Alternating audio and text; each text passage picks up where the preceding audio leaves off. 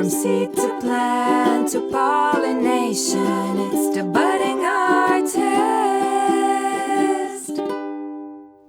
Hello and welcome to the Budding Artist Podcast. My name is Sarah Ngo. I am an actor and now writer.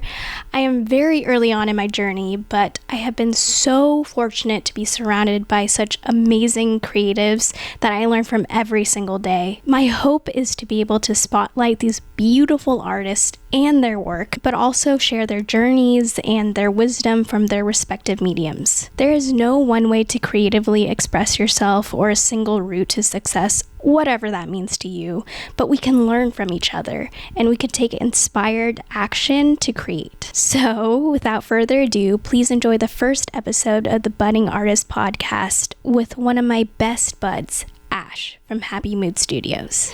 The painter, the embroidery artist, the storyteller, the florist. Oh my gosh, girl. Don't get me all Studios. hot and bothered.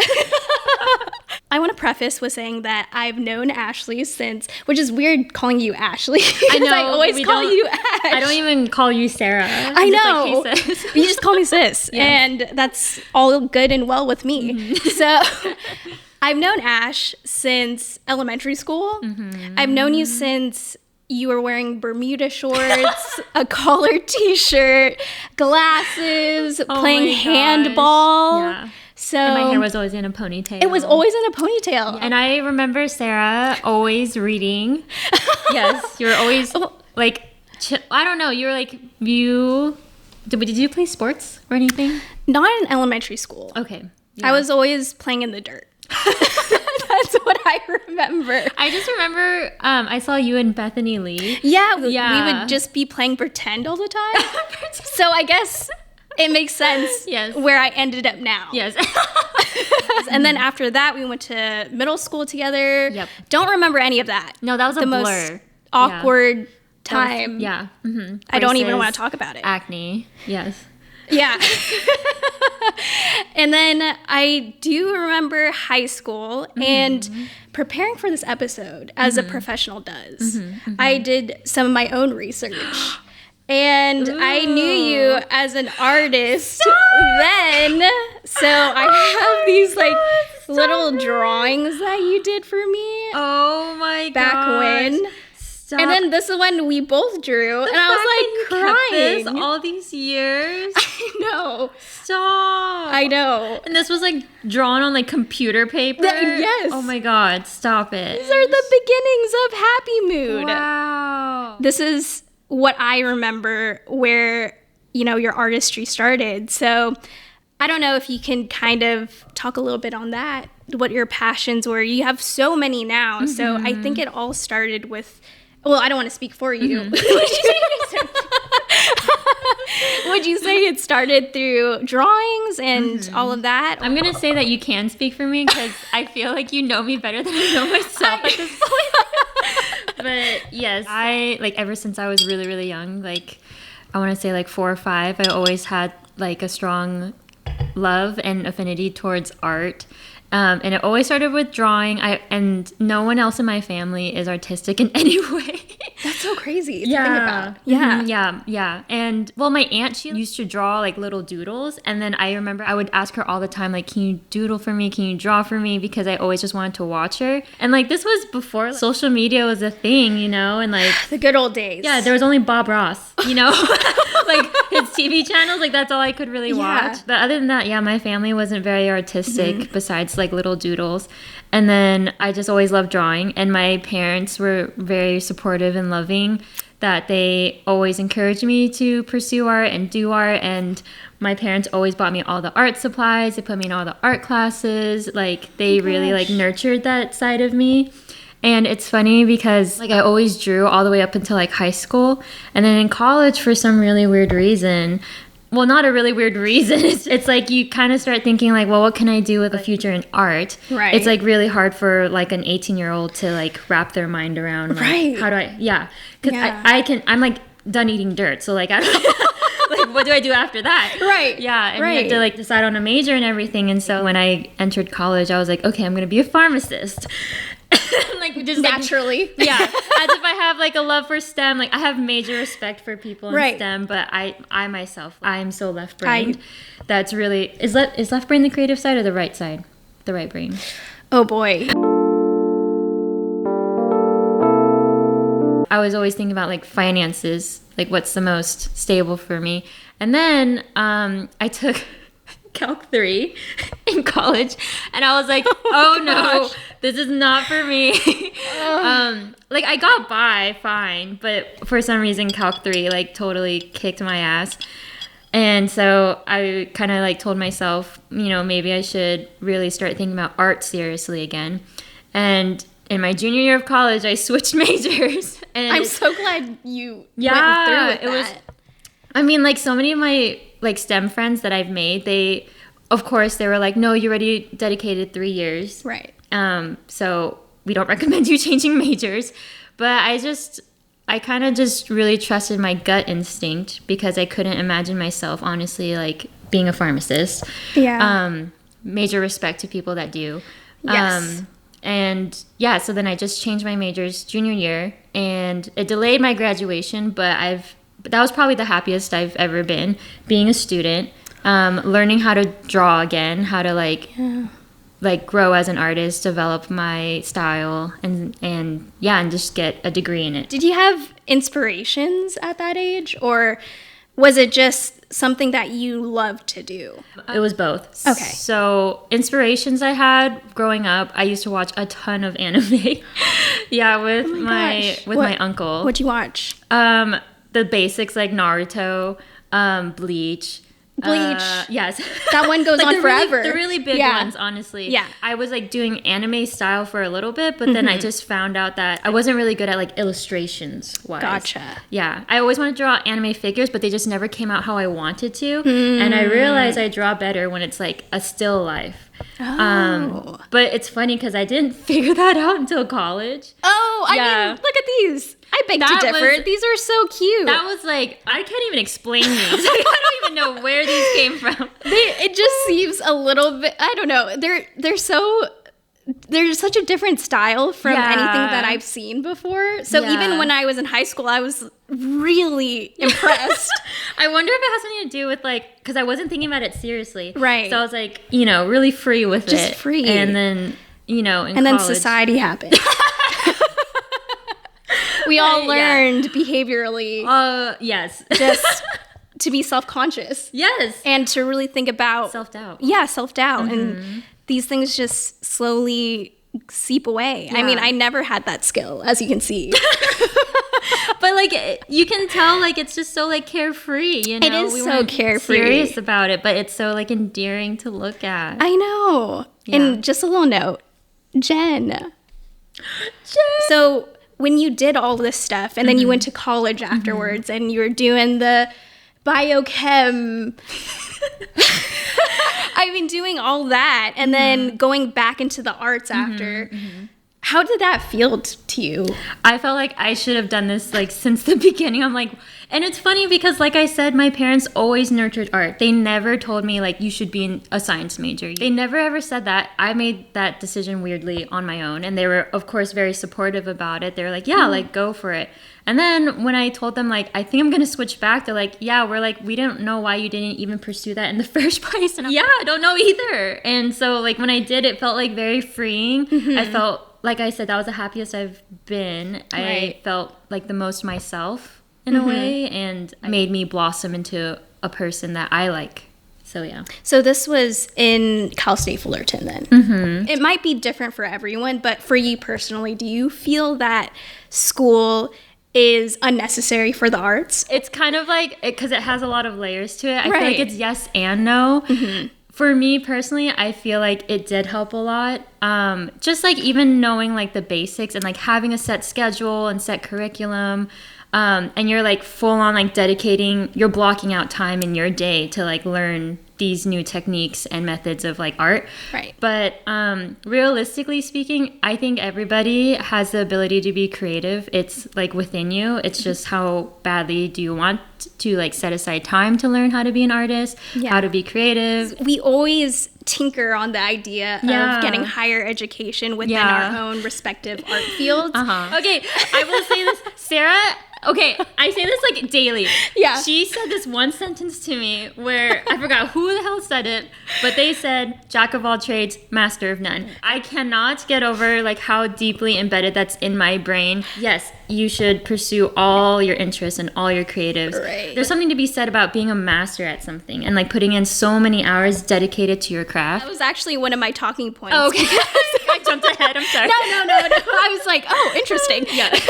But we'll definitely touch on that soon. I didn't get an education in, you know, acting or any of that. And I always been interested in it, like playing pretend in elementary school and such, playing in the mud. Yes. You would think that that would be a natural progression of things. But of Yeah. course, as we've said, Yeah. we make weird decisions all of a sudden where we're thinking what other people would be Yeah. doing or what you think you should be Or doing. Yeah. Society-wise, what you think you should be doing based off of what everyone else has done. Yeah. But I think education is so important now. Yeah. Now that we're out of school and it's Yeah. been many years since then, I started to realize how much I actually liked learning, which is so crazy because when you're in college Yeah.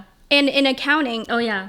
respect to all the accountants out there, of course. Yes, kudos. We need you. It's just such a different feeling of going to school because It you're is. constantly in class doing something you don't want to do or Yeah. learning stuff that you don't want to learn, but you just feel like you have to. It took me years to actually go back and learn this art for Yeah. myself. So in some ways I do feel that I had to go through all of Yeah. this just to get to this point. Yeah.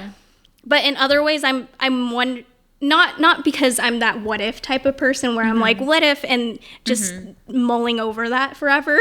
But it's more that in a different universe, what it would be like. I think it's so tough when, you know, you're 18, you're newly minted into the world, air quotes, Right. and they're asking us to make a decision on what major you want to be. And it's almost like once you stick to that major and you really like, you know, do that for the entire 4 years and then you find a job that's related to that, you kind of mentally box yourself in. Yes. If you like, you know, want to do something that's outside of that major, then you're thinking like, well, what did I go to 4 years of school for? Yeah. And so like, I feel really bad that kids as young as 18 and 17 actually sometimes, they have to decide like Now. an occupation Yeah. that they have to be in for the rest of their life in a way. Which is crazy because your brain is not fully developed by then. How are you supposed to be Yeah, I making know. these crazy life decisions at such a young age? Yeah. And then all the debt too, like And then all the debt. all the educational debt. So It's just investment of time and money that you just feel that you can't get back. I just feel like I just grew up. This is the first time I feel my age, if that makes sense. actually, I agree with you. Yeah. I would say that. Because now that we're 30, yeah. we're 30. Can you believe we're 30? We're 30. Oh my gosh. Whereas every other age before then, I was like, I'm 25? We're playing pretend. Yes. Yeah. Yeah. I'm pretending I'm 29. Yeah. But I'm actually mentally Like 20. 15. Yeah. Well, for me. Yeah. I mean, no. Yeah. Exactly. No. 15, 21, what's the difference? Yeah, it's crazy because when I would say 26 to 27 is when I actually started making decisions for myself. Before then, I just still was really confused and just a lot of mental illness, which is Understandable. Yeah. fine. We really went on a tangent with that We one. did. I love it though. Getting back into it, you know how people are just like, I'm an artist. Did you feel like you could do that? Go around and Never. introduce I still do not. No, I still don't feel like that. Right. Like, if people were to ask me, I'm like, yeah, I paint, but I don't say I'm an artist. Yeah, I embroider, but I don't call myself like an embroiderous artist or whatever. Right. You know, even with flowers, I don't say I'm a florist. I tell them I work on flowers or whatever. I never thought about that till you asked. Oh, okay. I feel like I'm still a student. Maybe that's why I'm still Yes. learning. And I almost feel like, yeah, I'm an artist. It kind of puts like this mastery level. yeah, Right? Yeah. For sure. I just have that idea in my head where it is a mastery of something. But then, is it really that? That's a good question. Like when you personally tell people, do you say like, "Oh, I'm an actor"? No, or I do you say every other thing. I'll tell them my eyes are brown. Like I would tell them every other thing. Yeah. It's just a very uncomfortable feeling. Is it because we just don't want it to define us, or? For me, when Yes. I'm kind of thinking about it more, I think you're right. It's like definitely like a mastery type of thing. I feel like that has a connotation of like, you are fully specialized in this skill, and yeah, I don't know why. It's so weird. I mean, let's take that back. Let's reclaim Let's it. reclaim that, you know? Also, do you love how the lighting freaking changed? I know. I'm just, they're like, boo. Yeah. I also know that there are certain points, including that point in time where you were in Cal State Fullerton. I was studying to be a pharmacist. Yes. That was one time where you stopped art completely, or were you still kind of dabbling? No, completely. Completely. I just like didn't have time. Yeah. I wouldn't say like I lost the passion. It was more like it was just a hiatus, honestly. Okay. Yeah. That there were other certain points where you did stop doing art too. How do you feel about those moments now, looking back? Because I'm very much a person of like no regrets. Everything's meant to happen how it's Yeah. supposed to happen. I think it was meant to be that way, and it just contributed to me coming back and feeling like even more refreshed and like more creative than ever when I start doing art again. Right. And I've talked to you about this at lengths about how the culture of like always constantly working and then feeling guilty for like taking a break even though it's so necessary sometimes. I think it's like really important to do that. If you have no drive to do art, you shouldn't force it. Yeah. Basically. I totally agree, because when I just started out acting, I constantly had to be working on it, or I had to be in class, or I had to have feel booked a that. job. And if I wasn't doing anything that weekend, then I was Yeah. not getting better at all. Yes, And yeah. Making progress. Yeah, making any progress. And I kept on thinking in my brain too that I was this age, and because I'm this age, I only have this amount of time in this industry to do well. And when I stop getting jobs, that's when Everything stops, Everything basically. stops. Yeah. And we're only getting older. Time doesn't really stop for anybody. With that all in my brain, I would constantly be in the worst mood of my life. That was a dark period for both of Yes. us. But like I said, I think we were meant to go through that so we Totally. could be here now. Yes. I will ask you, do you feel like you're more balanced right now? I do feel more balanced. And I did want to say we're both like doing kind of similar things in a portion of our art. So Yes. I think that's really fun too. I think we're like always in tangent. We're with each always in other. tangent. Yeah. I owe a lot to you. For Jade Poppy Productions, I wouldn't have started it if I didn't know you, I don't think. Stop! Don't say. Gonna make me cry the second time. Oh my God. It's true, because every time I think about all this stuff, it's strangely in conjunction with Happimood Studios. You doing florals, everything I write or everything I think of is floral related. So I'm like, where did that come from? If it's not from you, right? And I know that we talk about this all the time. Well, recently when I told you the saying of jack of all trades, master of none, which is from me trying to start this podcast in the first place.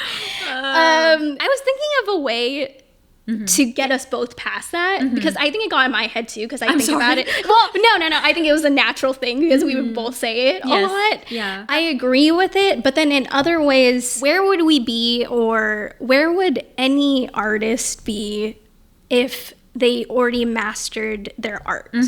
Would they still be doing it? That's or would there be another endeavor for them at the end of it all? What else is there to discover, or what else is there to Yeah. do? I think the finish line too for everybody is very subjective. Right. It's just like art. It's all subjective. Right. So whatever you define as the finish line, it's not necessarily what other people think.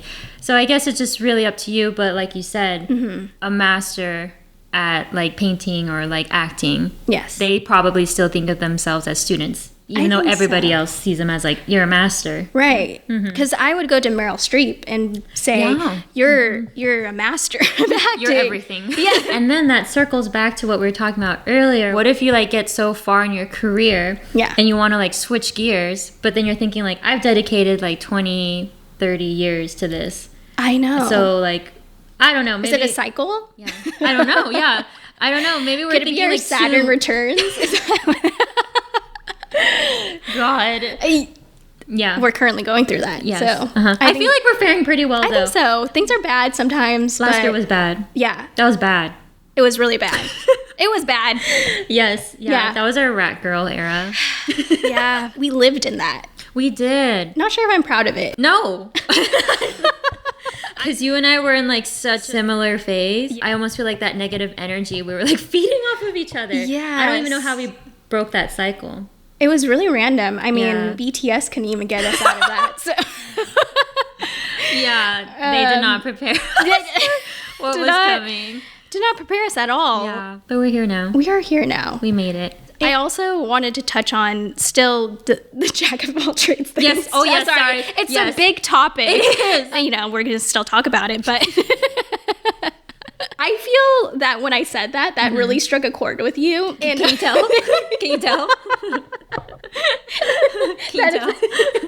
That's even in my notes. I was thinking, you doing all of painting, being a florist, doing embroidery, and now getting into storytelling, which I think is so...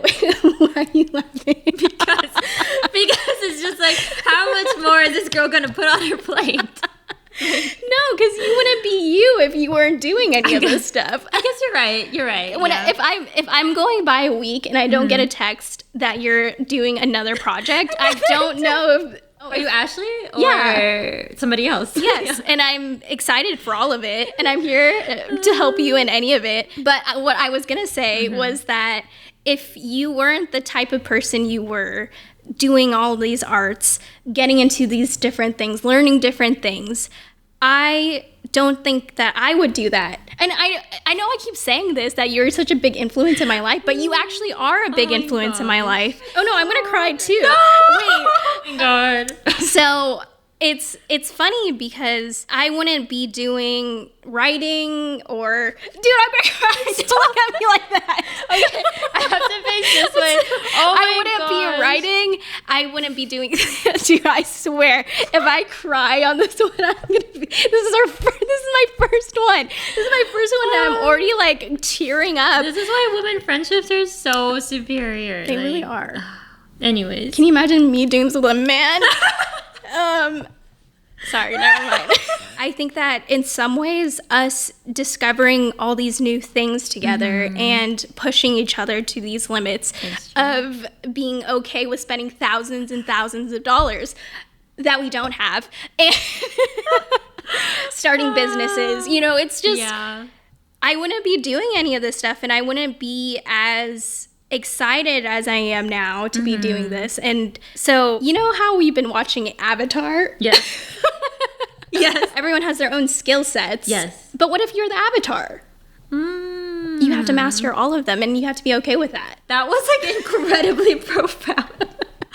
Oh my gosh, I was not ready for that. That was amazing. Yeah. Well, I'm just wondering because it all connects, and it was strange because I got all this podcast stuff a while ago before I started watching Avatar upon your suggestion. He has to be the master of all trades. Oh my gosh. So in a sense, it's possible. Well, that goes back to that I think everybody has that creative like fire in them if they're willing to put in the time.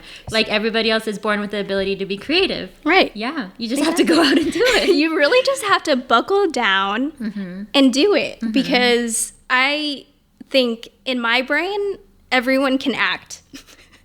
Everyone can paint. Everyone can do it, you know, but it just takes a certain level of belief in yourself to really pull it off. Okay, I might say something controversial so you can cut it out. But remember you and I were like, does people don't have taste? Like, yeah. When people like do like movie recommendations, I'm like, That's a terrible movie. Okay, and on top of that, it's just social media where Great segue. You're a natural. You started all of this prior to social media. So we were in the days of MySpace, Tumblr. Yeah, Tumblr. Tumblr. Now that there's just so much social media, how do you navigate that? I think I actually really compartmentalize, to be honest, because it gets so overwhelming. It gets overwhelming because social media definitely plants the seed in your brain. In the art perspective, I feel like you critique yourself based on likes and engagements and comments, like how many people see your art and how many people like it, how many people repost it. So then it plants that, seed of self-doubt when a post doesn't do that well and it doesn't get the engagement that you expected. It hurts, and even though like it's no fault of your own, it's just like that's, again, art is subjective and the algorithm works in weird ways. Yes. So like sometimes when I feel overwhelmed in the sense of like, well, no one's liking my art, it's really easy for me to take a step back. Yeah, I mean, that's great. It can be difficult because there's always the comparison. And it's so much easier to, in a sense, show your work off, which can be a good thing. Yes, for sure. It's a powerful tool. I'm not going to deny that. Yeah, like... Yes. Yeah. I also feel that you don't want it to use you as a tool. Oh, yeah. Yeah, definitely. Because that's what I mean, sometimes that happens to me. Yeah, I feel like you and I do a pretty good job of not being addicted to social media. I will say now, we were addicted before. We were on TikTok like consistently. You're right. TikTok, yes, very much but so. Now we're not. I would say. Yeah, I don't know how. We got busy with all of this. Right. Yeah. A part of me now feels that social media kind of clouds my mind. It does. It's a distraction. It is. I have my opinions about social media, and we won't get into it. Opinions. I mean, we can, but like... This will be a 5-hour podcast. That would be a 5-hour podcast if we got into that. Maybe that's another segment for later. But what keeps you inspired? I think, honestly, it's just the daily life, like when I hang out with you, and we do cute stuff. I'm going to be honest. Like, we go get like charm bracelets, and like, we go to the park, and like we talk about how nice the weather is, stuff like that. I still work part-time with Corey at the floral job. Yeah. That inspires me a lot in terms of like colors and palettes, and like I always try to include like flowers in some way, shape, or form in my art. So that definitely plays a role. And then reading helps a lot with inspo. Oh my gosh. Yeah. You're a huge reader. I am a huge reader. It's amazing, actually. I get so many emails from Goodreads. Specifically, she's my only friend on Goodreads. But you're my only friend. No, you have others. Okay, don't lie. my mom and my cousin. The consistency that you read is amazing. For me, I've stopped for a bit. I mean, it's taken me weeks to read one book. But you've been like so busy on like other projects. So like, have that's you. Understandable. I mean, we all have. But how do you work it in? It's just... It's a little bit harder now, but I always try to squeeze it in right before I fall asleep, even if it's like 10 minutes. Like, okay, I love that. I'm still reading, but it's like very much slower progress. Gotcha. And back then, it was definitely more of like an escape. Oh my gosh. There was one time where we would be reading on your couch for an hour or 2 hours. Oh yeah, that was when we were in our rat girl era. That was true. Yeah. It's just like, you just want to like shut off your brain and like be somewhere else. Yeah. So just a great form of escapism. Better than doom scrolling on TikTok. That was bad. I feel like we were on TikTok and then reading. We were on TikTok and then reading. And then they were like cancel each other. They would, yes. Yeah, I don't know. No form of art was being made, but just consumption. Yes. Just constant consumption. Yes, exactly. And we would try really hard to have those moments of let's get off and touch some grass. Yes. No, we intentionally made plans like that on the weekends. Yeah. We're like, oh, we should go to a park and just like sit there. Which I think was great. Yeah. I was also gonna comment on that where you said that you do 10 minutes of reading every night. And even now, with everything going on, we both work together. I'm seeing her 3 days in a row. Yeah. Starting today. And it's like long periods. Like it's like the whole day. It is whole days worth of time because there's just so little time in a day. We can easily just go back to our TikToks or start reading after work because it gets so intense sometimes. How do you stay motivated to do more art, or does it even take any motivation at all? It's interesting because it's almost like working out or like trying to build a healthy habit. You have to be consistent with it. You have to make it a habit. And that's what I've been trying to do this past week, actually. Amazing. Yeah. Well, the thing is that I felt that you've always done that. And because of all of that, I always think about how you're always doing art after work. And that kind of got me into the mindset and of the habit of being like, okay, 10 minutes. It doesn't have to be big or anything, or I don't have to write a whole script or anything. Yeah, it's like, how about I think of this idea or do an outline of this story I want to do? Nothing crazy, but doing little things every day has helped so much. And I think that's what I learned from you. You're so precious. I would constantly text you and you're like, this was the longest day of my life. I say, what are you doing right now? Oh, I'm just sketching. And I'm like, oh, wow. I have just been laying here for the last hour.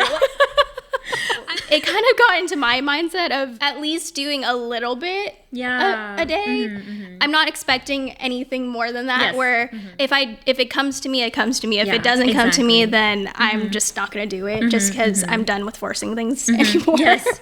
Oh my God, yes. I personally feel that things will come to you when they come to you, and it's meant to happen when it's meant to happen. We both have that belief, and it's gone as far, I think. I still need to mull that over and figure out like how what we made that transition. Really, what really pushed us out of that. Because I think it was very sudden, and it was very go. It was like cool turkey. Yeah, that we did that, and then after that, it was just decisions after decisions of new things, and it was amazing. All that to say, where do you see, it's so funny because we were just talking about this, but where do you see yourself going next? And what are you excited about? That's a multi-layer question. I know, that was 3 questions in one. I'll start off with what I'm most excited about right now because I kind of feel like that leads into like where I'm going to go next. Yes. I'm right now excited to kind of go back to basics with painting. For the longest time, like I know how to paint, but there's like a very specific technique that I want to paint, or like how to paint. Right. Like reteaching myself, doing online classes, trying to find my voice again with painting. It's funny because I feel like I found my voice with embroidery and even to some extent like florals, but with painting, which is like my biggest passion, I feel like I haven't found my voice yet. And I finally feel like I'm on the right track with that. So I'm excited to be a student again and take online classes. And then I feel like that's going to lead me into the next stage, which is really, really honing my skills and hopefully apply for a master's program and then like make a step towards galleries or, you know, just in like that field. I'm so excited. Hopefully that all made sense. No, it did make sense. Again, I'm still fumbling over the idea of how we got out of what we got out of. I know. And probably people are going to be like, what was that? Like, why does it seem so horrid? And it was wretched. Like,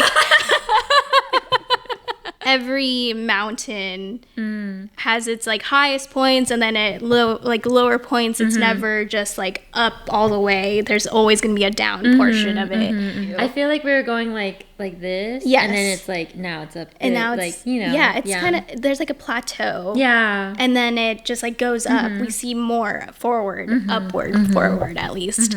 And that's exciting. Yes. So, oh my gosh. Well, I don't even know what else to say at this point because that was all the questions. That was all the questions I had. Yay! You know I love you, and I love you too. Yeah, and I'm so excited to see where we head. You're in shotgun seat. Oh yeah, yeah. Same with front row. Oh, me too. Yeah, front row seats, popcorn on me. There will be another episode with you, I'm sure, in the future. That was so cringe. Oh my god! Please cut that out. That was just a natural reaction. No, I love it. God. I don't even know how to sign out of this. Yeah. Just follow. Oh, do you want to drop? Should I? I don't know. I will have more. Yes. This is gonna be a whole thing. Okay, you know what? Just follow us. Just follow us at Jade Poppy Productions. Yes, at Jade Poppy Productions and Happimood Studios for more information. Coming soon. Tune in next week. Okay, well, signing out. No. That's like literally how it sounds, like signing out. Until next time. Yeah. Bye. Bye. Yay! Oh my god, that was exciting. Yeah. Oh, we did it. Oh my god. Okay, watch. That'd be so scary if it did not. Don't say that. Don't say that. It did record.